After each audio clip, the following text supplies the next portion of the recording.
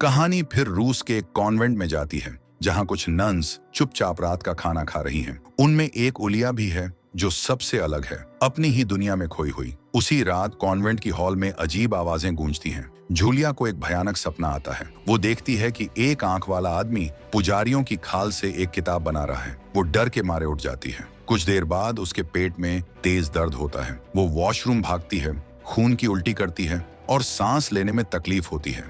Light टिमटिमाती है, फिर बुझ जाती है और चारों तरफ अंधेरा छा जाता है। हल्की रोशनी वापस आती है, पर खिड़की अचानक टूट जाती है और दर्द फिर उसके पेट में उठता है। कांपते हुए जूलिया बाहर आती है और देखती है कि मदर मैरी की मूर्ति से आंसू बह रहे हैं। इससे पहले कि वो कुछ समझ पाती, उसके हाथों पर गहरे कट लग जाते हैं। उसकी चीखें कॉन्वेंट की दीवारों में गूंज उठती हैं। सीन सेंट पीटर्सबर्ग चला जाता है। बिशप फादर फॉक्स को बताता है कि यूलिया ने सिर्फ उसी से मिलने के लिए कहा है, पर फादर फॉक्स मना कर देते हैं।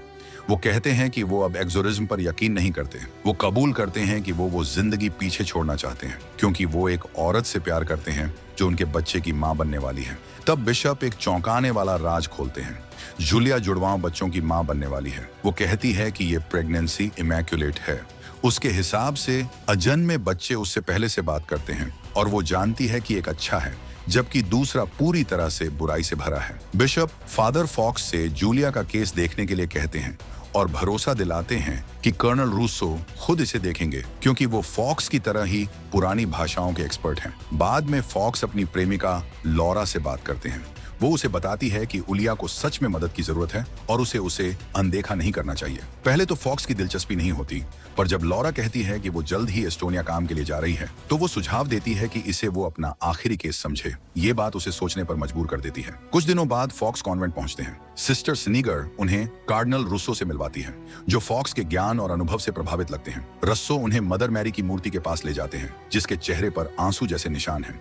फॉक्स उस जगह का जायजा लेते हैं और पास के पानी के पाइप की तरफ इशारा करते हैं। कहते हैं कि यह सिर्फ कंडेंसेशन हो सकता है, पर फिर वो पूछते हैं कि पहली रिपोर्ट के बाद कुछ नया हुआ है क्या। रूसो बताते हैं कि उलिया सिर्फ फॉक्स से बात करने से मना करती है। उसी पल फादर साउल आते हैं और फॉक्स को एहसास होता है कि वो वही एक आंख वाला आदमी है जिसे जूलिया ने अपने सपने में देखा था। जब फॉक्स आखिर में जूलिया से मिलते हैं तो वो पूछते हैं कि वो उन्हीं से क्यों मिलना चाहती थी। वो बताती है कि उसके अजन्मे बच्चे उसे बात करते हैं, ऐसी बातें बताते हैं जो वो और कहीं से नहीं जान सकती थी। उन्होंने उसे बताया कि सिर्फ वो ही कुछ भयानक होने से रोक सकते हैं। फॉक्स उस पर दबाव डालते हैं, पूछते हैं कि क्या उसे लगता है कि वो खतरे में है, पर यूलिया उन्हें बताती है कि वो यहाँ भगवान की मर्जी से हैं और कुछ ताकतें एक ऐसी योजना के खिलाफ काम कर रही हैं जिसे वो किसी और से बेहतर समझती हैं। इससे पहले कि वो कुछ और कह पाती, एक बूढ़ी नन्स आती है और उसे अपने साथ ले जाती है। बाद में कार्डिनल रस्सो फॉक्स को अजीब सिंबल वाली तस्वीरों की एक सीरीज दिखाते हैं। वो उन्हें सीनुए फॉर्म बताते हैं, पर ऐसा सीनुए फॉर्म उन्होंने पहले कभी नहीं देखा था। वो मानते हैं कि ये एक सीक्रेट भाषा थी जो कभी ज़ोरोआस्ट्रियन पुजारियों की एलिट क्लास इस्तेमाल करती थी। जैसे ही फॉक्स उस लिखावट को पढ़ते हैं, एक भविष्यवाणी उन्हें खास तौर पर दिखती है। एक कुंवारी लड़की जुड़वां बच्चों को जन्म देगी, एक अच्छा एक बुरा। इससे पहले कि मेसाया प्यार करना सीखे, एंटी क्राइस्ट अपने भाई को मारने की कोशिश करेगा। वो होली मैन का इस्तेमाल करेगा, एक सिपाही और एक पिता दोनों का। फॉक्स को यकीन नहीं होता। वो पूछते हैं कि यूलिया को अस्पताल क्यों नहीं भेजा गया, खासकर उसके पिछले रिकॉर्ड को देखते हुए। कार्डिनल समझाते हैं कि बचपन से यूलिया को वो चीजें दिखती थीं जो किसी और को नहीं दिखती थीं।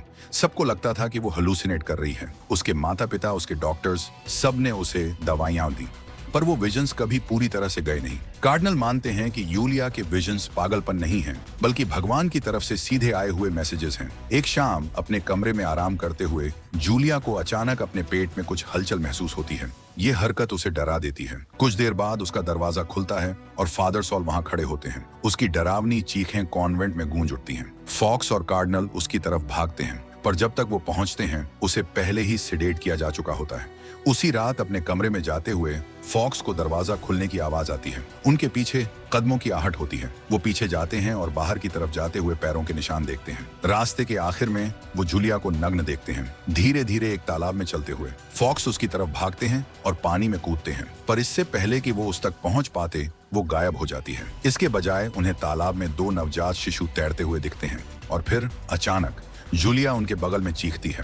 फॉक्स हड़बड़ाकर उठ जाते हैं। उन्हें एहसास होता है कि ये सब एक सपना था। जैसे ही वो बैठते हैं, वो देखते हैं कि एक नन उनके कमरे के कोने में चुपचाप खड़ी है, दीवार की तरफ मुंह करके। ये नजारा उन्हें बेचैन कर देता है। वो शायद नींद में भटक गई थी। जब फॉक्स उसे धीरे से उसके कमरे में वापस ले जाते हैं तो उन्हें खिड़की से एक काली सिलुएट देखती हुई दिखती है। कुछ देर बाद वो कार्डिनल रस्सो और फादर सॉल के बीच की बातचीत सुनते हैं। वो इस बात पर बहस कर रहे हैं कि यूलिया का अबॉर्शन करवा देना चाहिए या नहीं, पर क्योंकि उसकी प्रेगनेंसी बहुत आगे बढ़ चुकी है, उनकी गंभीर चर्चा इस बात पर आ जाती है कि बच्चों के जन्म के बाद क्या करना होगा। हैरान होकर फॉक्स कार्डिनल से बात करते हैं। वो जानना चाहते हैं कि क्या उन्हें सच में इसीलिए यहाँ लाया गया था। वो चेतावनी देते हैं कि उलिया के बच्चों को मारने से उनकी आत्माएं हमेशा के लिए शापित हो जाएंगी। कार्डिनल इस योजना का बचाव करते हैं, कहते हैं कि उनका कर्तव्य मानवता की रक्षा करना है और एंटी क्रिस्ट तब वापस आएगा जब इंसानियत सबसे कमजोर होगी, भगवान से सबसे दूर होगी।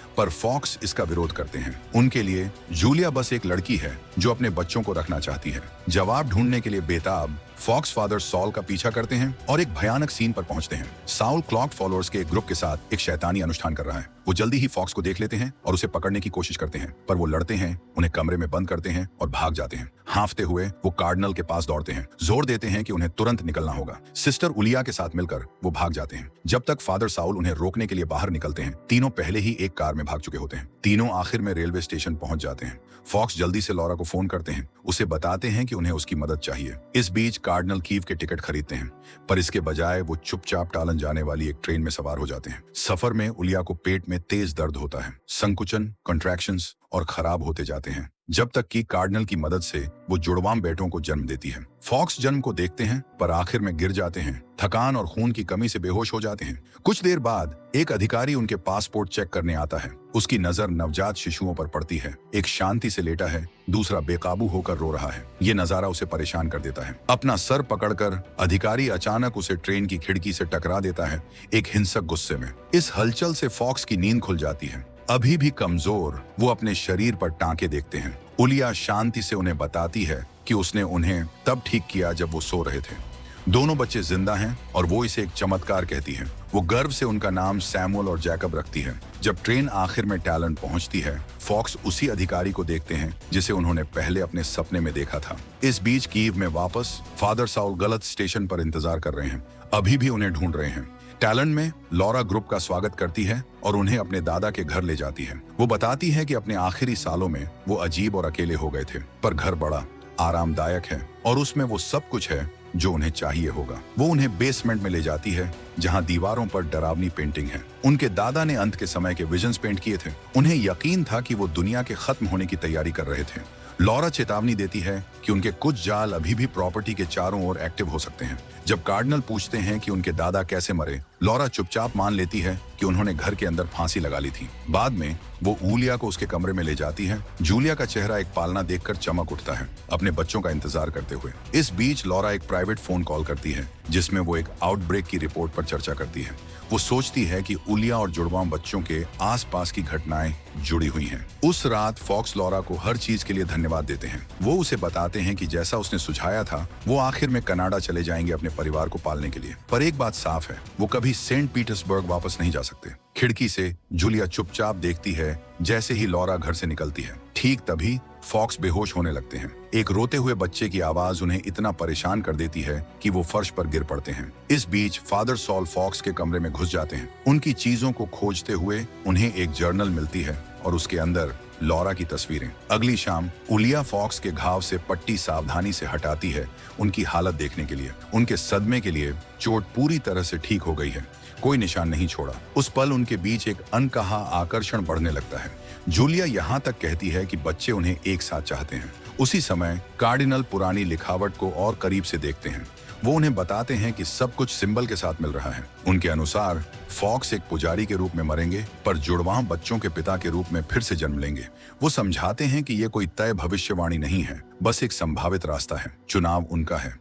पर इससे पहले कि वो इस पर और चर्चा कर पाते, एक रोते हुए बच्चे की आवाज कमरे में भर जाती है। फॉक्स नीचे देखते हैं और अपने डर के लिए उन्हें बच्चा नहीं दिखता, उन्हें सांप दिखते हैं। बाद में फॉक्स कुछ लाने के लिए बेसमेंट में जाते हैं, पर जैसे ही वो खोजते हैं उन्हें अपने पीछे किसी की मौजूदगी महसूस होती है। अचानक लाइटें बंद हो जाती हैं, उन्हें अंधेरे में छोड़ देती हैं। फुसफुसाती आवाजें उनके चारों ओर करीब आती हैं, बस पहुंच से बाहर घूमती हैं। फिर बिना चेतावनी के लाइटें फिर से जल उठती हैं। कहीं और फादर साउल आखिर में लॉरा के घर पहुंचते हैं। सबसे पहले वो कात्या से मिलते हैं, नौकरानी जो उन्हें देखकर डर के मारे जम जाती है। उस रात फॉक्स और जूलिया एक ही परेशान करने वाला सपना देखते हैं। उसमें जूलिया उनकी उंगली पर एक अंगूठी पहनाती है और फिर वो दोनों अपनी अंतरंगता में खो जाते हैं। अगली सुबह जूलिया फॉक्स को बताती है कि बच्चे उनसे सपनों के जरिए बात करते हैं। जैसे ट्रेन में पुरुष थे, उन्हें भी वही विजन्स आते हैं। वो मानती है कि उन्हें चुना गया है, जैसे मेरी और जोसेफ को चुना गया था, और वो तीनों एक परिवार बनने के लिए बने हैं। उनकी बातचीत दरवाजे पर अचानक दस्तक से बाधित होती है। जब फॉक्स दरवाजा खोलते हैं तो वो लॉरा को देखकर दंग रह जाते हैं। उसके कपड़े खून से सने हुए हैं।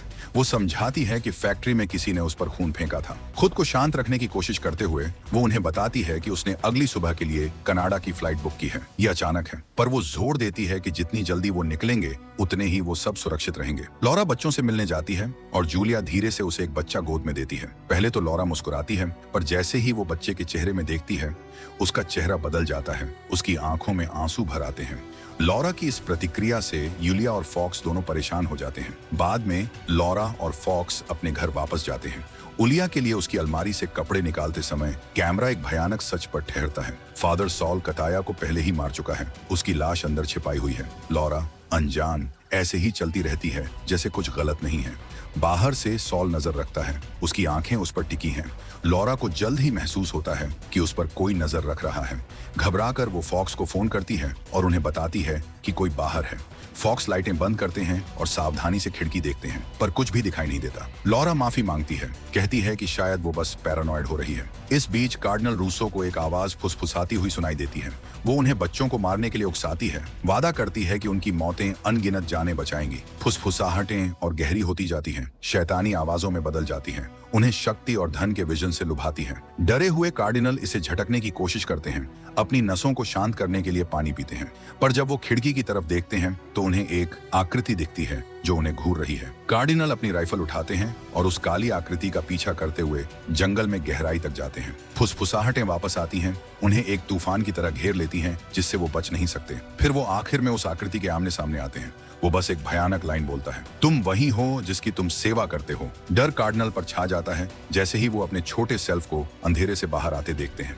इससे पहले कि वो हिल पाते उनका पैर एक छिपे हुए जाल में फंस जाता है। वो आजाद होने के लिए संघर्ष करते हैं, पर जंगल चमकती आंखों से जीवित हो उठता है। भेड़िए करीब आते हैं। उनका छोटा सेल्फ उन्हें लुभाता है, बच्चे को मारने में उनसे जुड़ने के लिए उकसाता है, उनके दर्द से राहत का वादा करता है, पर कार्डिनल मना कर देते हैं। वो अवज्ञा में थूकते हैं और इसके साथ विजन गायब हो जाता है। कुछ देर बाद भेड़िए नीचे उतर आते हैं, उन्हें फाड़ते हुए। इस बीच लॉरा और फॉक्स पुलिस के साथ उसकी फैक्ट्री पहुंचते हैं। हलचल देखकर फॉक्स उसे दूर रहने की चेतावनी देते हैं, पर लॉरा आगे बढ़ती है, भीड़ को शांत करने की उम्मीद में। भीड़ बेचैन हो जाती है। जैसे ही फॉक्स उसे पीछे खींचते हैं, एक गोली चलती है। लॉरा गिर जाती है, गंभीर रूप से घायल। उनके चारों ओर दहशत फैल जाती है। अपने आखिरी पलों में लॉरा भीड़ से एक रहस्यमयी लड़के को निकलते हुए देखती है। वो सीधे फॉक्स की तरफ चलता है, उनके कंधे पर हाथ रखता है और फिर बिना किसी निशान के गायब हो जाता है। लॉरा के शरीर को अस्पताल में छोड़कर फॉक्स वापस केबिन जाते हैं। रास्ते में वो उलिया से मिलते हैं, जो उन्हें बताती है कि वो कार्डिनल को ढूंढ रही है। फॉक्स उसके साथ जुड़ जाते हैं और साथ में वो भयानक नजारा देखते हैं। कार्डिनल के अवशेष बिखरे पड़े हैं। भेड़िए अभी भी चक्कर लगा रहे हैं। फॉक्स उन्हें वापस धकेलते हैं, राइफल लेते हैं और कार्डिनल के बचे हुए अवशेषों को इकट्ठा करते हैं। केबिन में वापस वो और जूलिया एक अंतिम संस्कार का ढेर बनाते हैं, कार्डिनल को आराम देते हुए। पर जैसे ही लपटें उठती हैं, फादर सॉल, जो फॉक्स का तब से पीछा कर रहा है, चुपचाप केबिन में घुस जाता है। केबिन के अंदर फादर सॉल बच्चों को ढूंढते हैं। एक भयावह आवाज उसे फुसफुसाती है, मेरे भाई को मारो और मैं तुम्हें साम्राज्य दूंगा। एक लड़के के रूप में एक शैतानी आकृति दिखाई देती है। फादर साउल को एक बच्चे पर अपनी बंदूक का निशाना लगाने का निर्देश देती है। उलिया दखल देने की कोशिश करती है, उसे रोकती है, पर फादर साउल उस पर हावी हो जाते हैं, उसे घायल कर देते हैं और उसे बेहोश छोड़ देते हैं। वो फिर से एक बच्चे को नुकसान पहुंचाने के लिए बढ़ते हैं, पर फॉक्स इसे रोकने के लिए बीच में आते हैं। एक संघर्ष छिड़ जाता है और फादर साउल हावी हो जाते हैं, जोर देते हैं कि बच्चे को मारना होगा। जवाब में फॉक्स पलटवार करते हैं और फादर सॉल की बची हुई आंख निकाल लेते हैं। इस अफरा तफरी के बीच उलिया फादर सॉल को गोली मार देती है, उनके खतरे को खत्म करती है और बच्चे की रक्षा करती है। फादर सॉल इस झड़प में मर जाते हैं। उलिया फॉक्स से कहती है कि उन्हें तुरंत निकलना होगा, ये जानते हुए कि फॉक्स के बाकी लोगों को उन्हें ढूंढने में बस समय लगेगा। फिर वो डर जाती है। उसे लॉरा के दादा दिखते हैं, हालांकि फॉक्स नहीं देख पाते।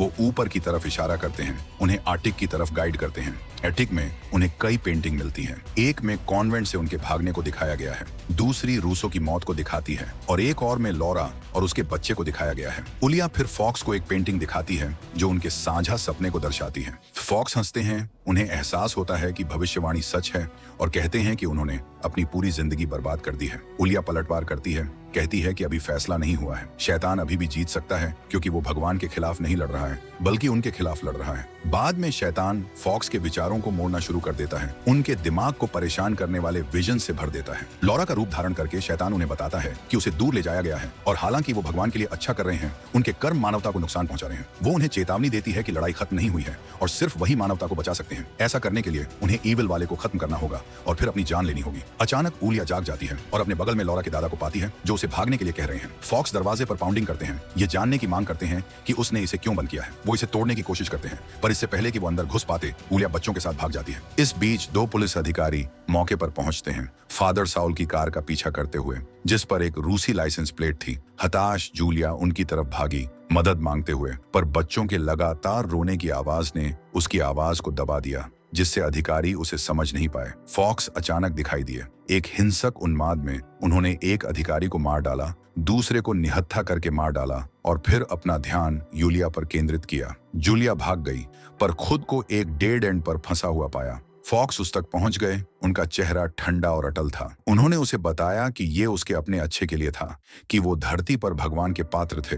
उन्होंने जोर दिया कि वो केवल ईविल वाले को मारेंगे और दावा किया कि अब वो जानते हैं कि वो कौन सा बच्चा था। जूलिया गिड़गिड़ाती है, उन्हें याद दिलाती है कि उनका उद्देश्य मेसाया को उसके भाई से बचाना है। वो उन्हें सपने याद रखने के लिए कहती है, वो चेतावनी थे। फॉक्स ने बच्चों में से एक को उठाया और समुद्र की तरफ बढ़े, उसे पानी में फेंकने के इरादे से। पर जब उन्होंने बच्चे के चेहरे में देखा, उनके अंदर कुछ बदल गया। जितने भी सपने वो देख रहे थे, उनकी यादें वापस आ गईं और वो अब ऐसा नहीं कर सके। पर एक हताश हरकत में जूलिया ने अधिकारी की बंदूक चलाई, उन्हें मारा और बच्चे को वापस ले लिया। फॉक्स हिलते नहीं थे और जूलिया को लगा कि वो मर गए हैं। वो उन पर प्रार्थनाएं पढ़ना शुरू कर देती है, भविष्यवाणी को याद करते हुए। फिर जैसा कि पहले ही बताया गया था, फॉक्स हिलते हैं। वो एक पुजारी के रूप में मर गए थे, पर अब जुड़वाम बच्चों के पिता के रूप में उठे थे।